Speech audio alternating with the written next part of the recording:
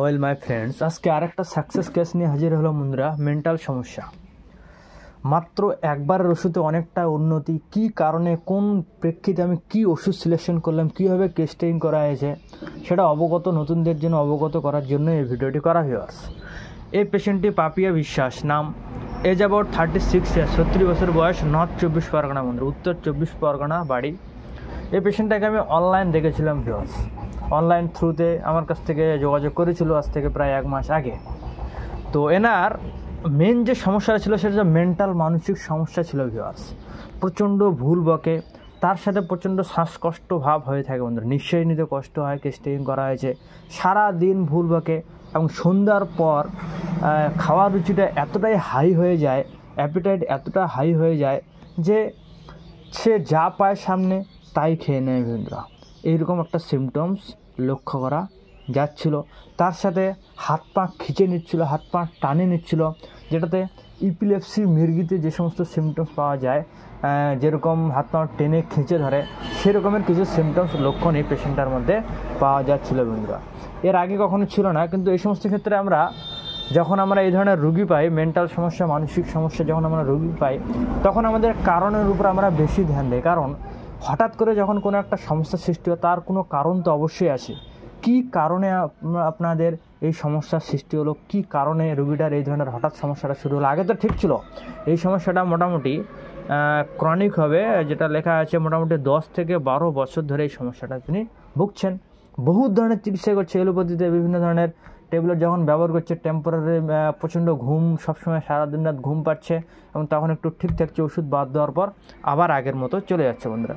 তো এই রুগীটাকে প্রায় আধ ঘন্টার উপর 1.5 ঘন্টার মধ্যে সময় দিয়ে তার টেস্টিং করা হয়েছিল কারণ খুঁজে বের করার জন্য বন্ধুরা, কী কারণে হঠাৎ তার এমন হয়েছিল।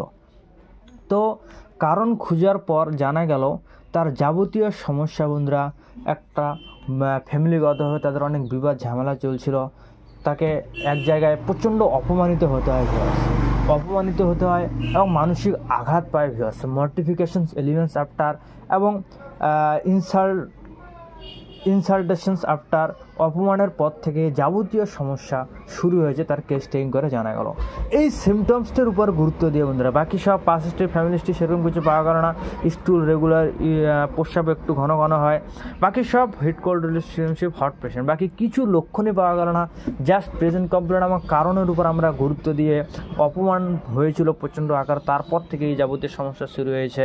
মর্টিফিকেশন হয়েছিল, অপবাদ দেওয়া হয়েছিল, মিথ্যা অপবাদ দেওয়ার পর থেকে তার মানসিক এই ধরনের সমস্যার সৃষ্টি হয়েছে ভিউয়ার্স।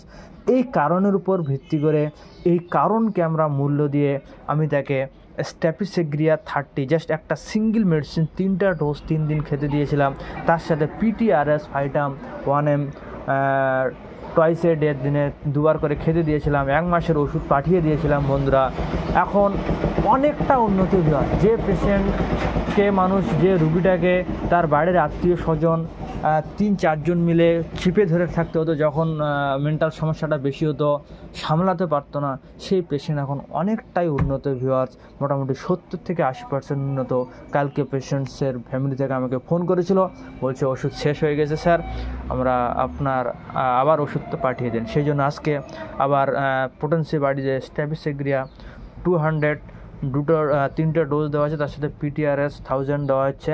আজ 25/11/2025 তারিখে দেওয়া হলো ভিউয়ার্স।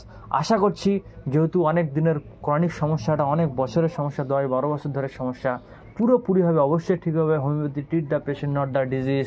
কনস্টিটিউশনাল চিকিৎসা করলে পারমানেন্টভাবে ঠিক হয়ে যাবে, তবে একটু বেশি সময় লাগতে পারে।